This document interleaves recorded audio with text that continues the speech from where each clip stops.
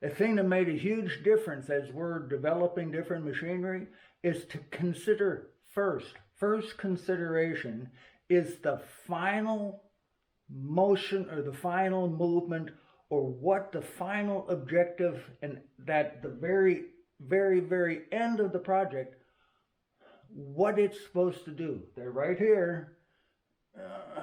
Can you see? Oh, I'm going to tip the camera a little bit.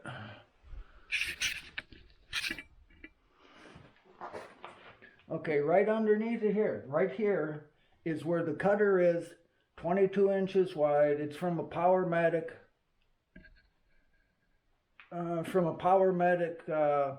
planer. It was a 7.5 horsepower planer. They went and upgraded to one of the spiral cutters with the carbide teeth, and so they pulled this other cutter out, and that's what I acquired.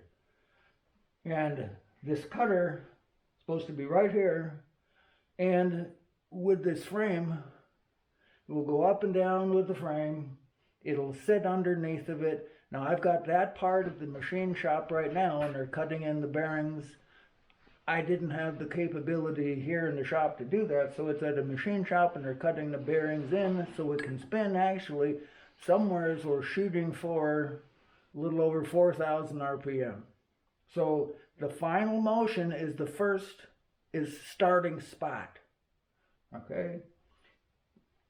At the other end of this, see right there, where the clamps are on the steel at the end, that is the pivot part that fits up, right up on the track. The track itself is made out of, the track is the primary track is a 10-inch square, 3/8 wall thickness, steel tube. What does it weigh? 2,000 pounds, I guess. That's 40 feet long, and then there is angle iron fastened to both sides of it, and then there's another I-beam down below that attracts. Now, I've never seen a track jointer that travels on a track. Never seen one, never heard one, but I have a desire for one. I have had a desire for probably 20 years, wanted to fit this in. So this imagination, this godly imagination, has been working a long time. And I'm going, Daddy, how do I do this? Daddy, help. Okay. And I don't always know all of the miscellaneous stuff that is required in order to make a project work. And sometimes it goes in little jumps. Don't, here's a piece, there's a piece.